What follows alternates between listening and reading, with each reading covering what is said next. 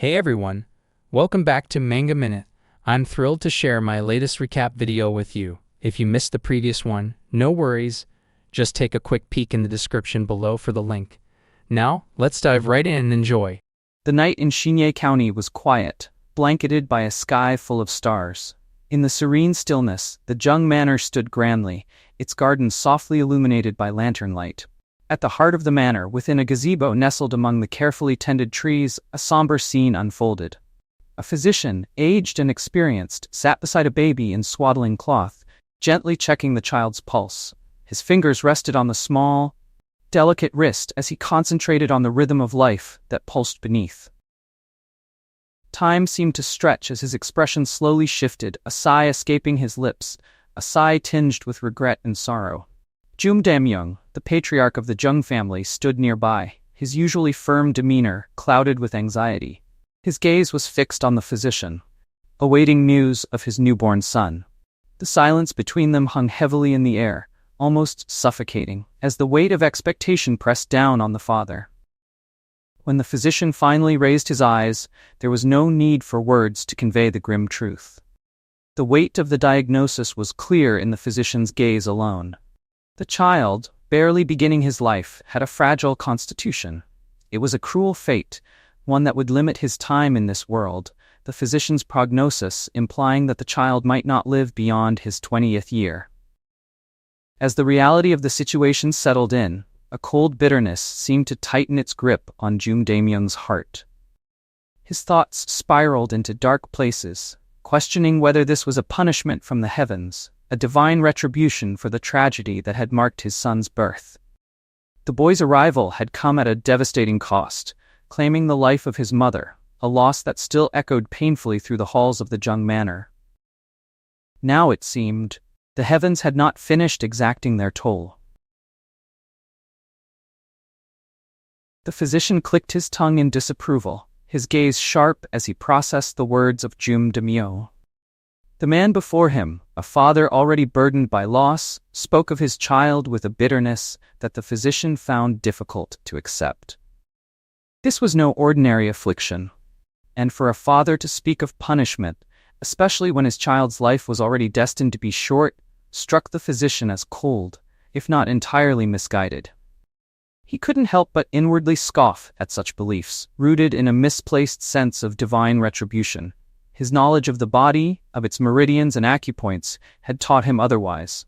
The baby's condition was rare, almost unheard of.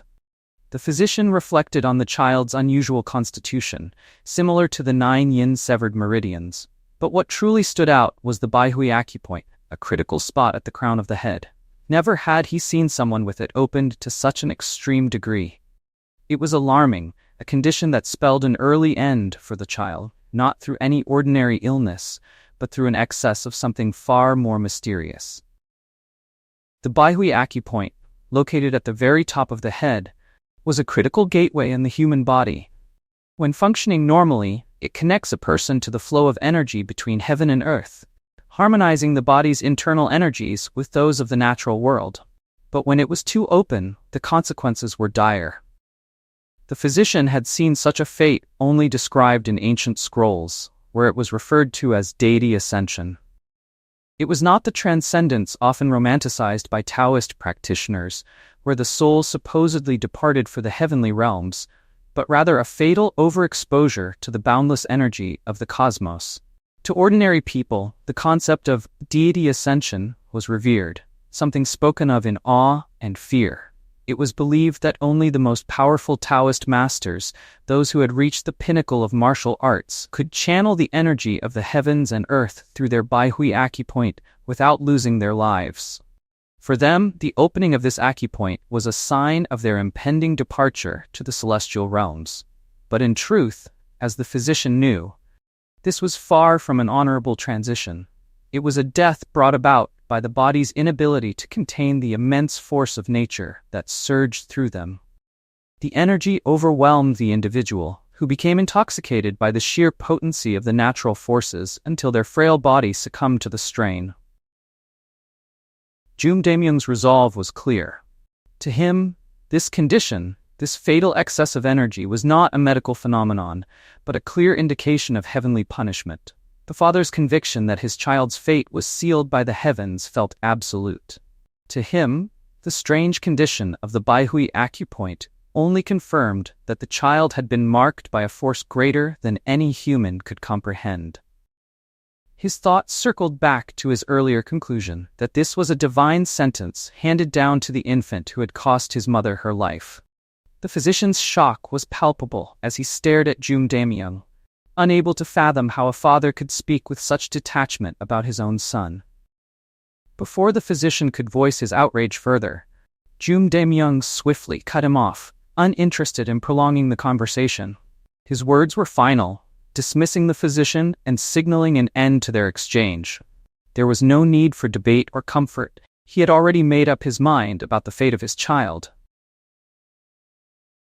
Stung by the cold dismissal, the physician snapped, in frustration before turning away, leaving the Jung manor behind. He walked through the quiet, moonlit paths that led out of the estate. His mind couldn't shake the gravity of the child's condition. It was rare to encounter such an extreme, yet his thoughts wandered beyond the realm of medicine into what could have been. A future that, in another place or under different circumstances, might have unfolded differently for the boy. The physician reflected on the child's immense potential. In a different environment, one less bound by the constraints of tradition and the bitter feelings of those around him, the baby could have grown into something extraordinary. Had he been born into the unorthodox sects or the demonic faction, with their disregard for conventional morality and their pursuit of power, the child might have thrived. His unique constitution, so rare and dangerous, would have made him a formidable figure, perhaps even a heavenly demon, a being feared and revered throughout the martial world. His strength could have reshaped entire regions, his influence echoing through the annals of history. On the other hand, had the boy found himself within the walls of the Shaolin Temple, a sacred place of discipline and enlightenment, his path would have been equally profound. The physician imagined the child mastering the 72 elite training methods of the Shaolin Temple.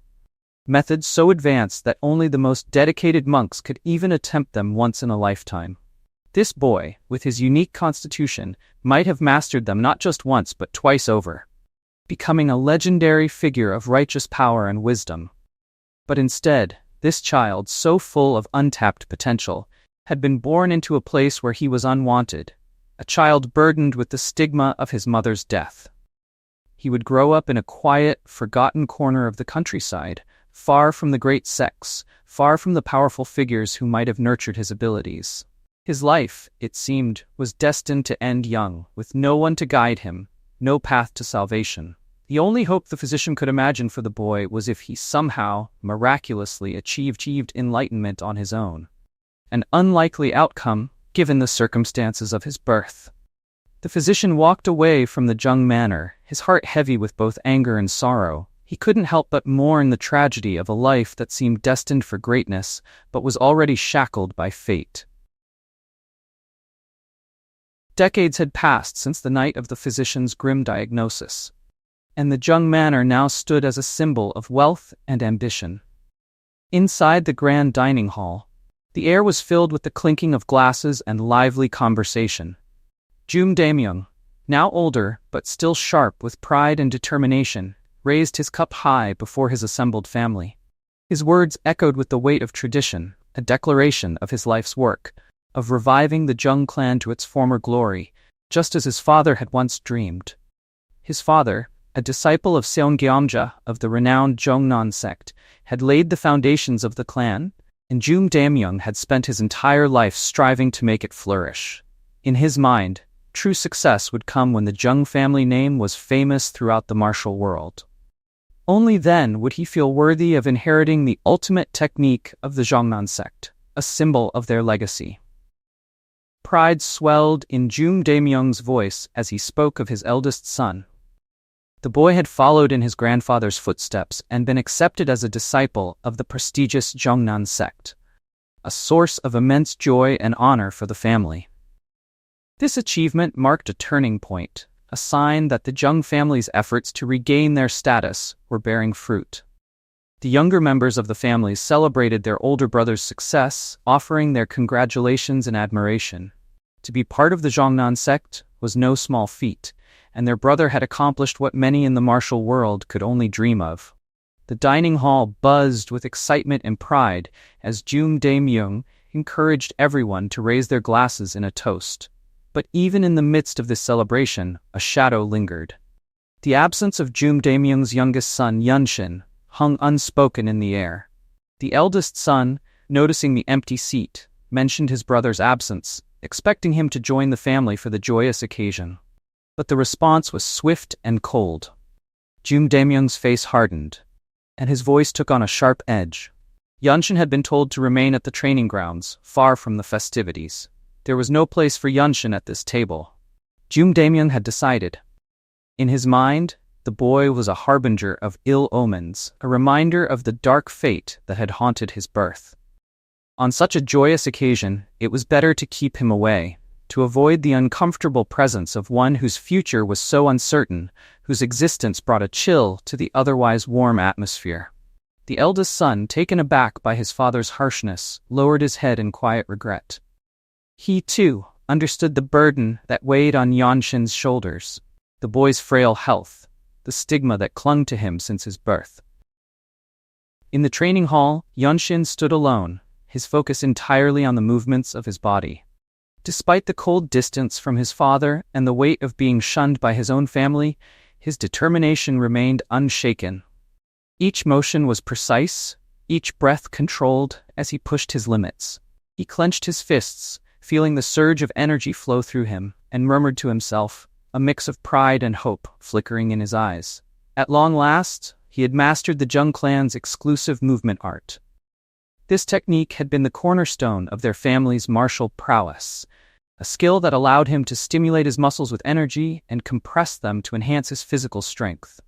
His body, once frail and weak, now carried a new resilience, a power that had been unimaginable to him in his younger days.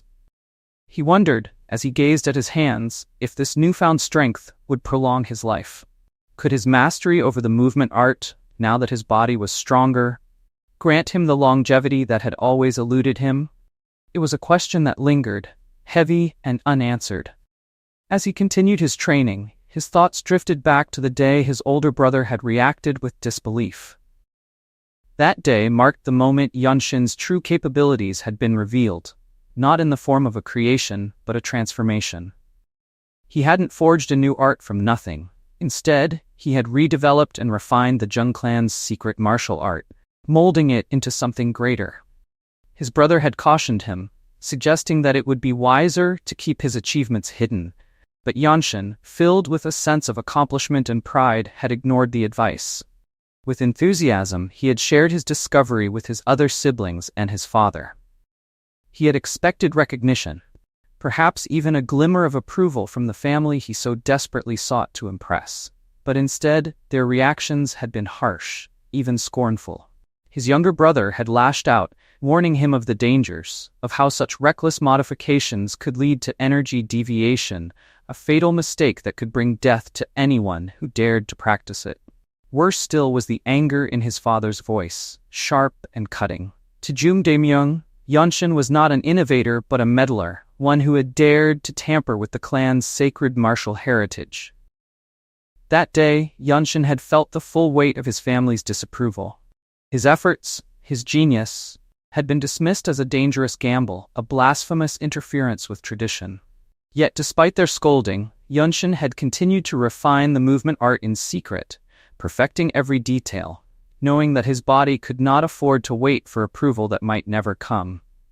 Inside the training hall, Yeonshin stood still, lost in quiet contemplation as his breaths came slow and steady. The journey that had led him here, the struggles, the isolation, the yearning for approval, drifted through his mind like fragments of a distant dream. He murmured softly to himself, thoughts tumbling out in the solitude of the hall. The idea of being a clan founder, a creator of martial arts, had never occurred to him. He had never aspired to be a great master or to establish a legacy in the world of martial prowess. His goals had been much simpler, more personal. All he had ever truly wanted was to be healthy, to overcome the weakness that plagued him from birth, and to live peacefully with his family. That dream, however, had always felt just out of reach. His thoughts were interrupted by a sudden murmur from outside the hall, growing louder with every passing moment. A crowd had gathered, and their voices carried faintly into the stillness. There was excitement in the air, a flurry of anticipation as people began to move hurriedly toward the front of the manor. The commotion stirred something in Yeonshin's memory. He paused for a moment, considering the significance of the day. Then it dawned on him. Today was the day the martial masters from the Jongnan sect were set to visit. A prestigious occasion, one that the entire household had been preparing for, anticipating the arrival of figures who stood at the pinnacle of martial excellence. The Jongnan sect, one of the 9 great sects in the world. They are one of the twin walls that are known as the strongest groups in Shanxi, alongside the Manhwa sect, the place where the deities of swords are at. Yeonshin wanted to meet them in person.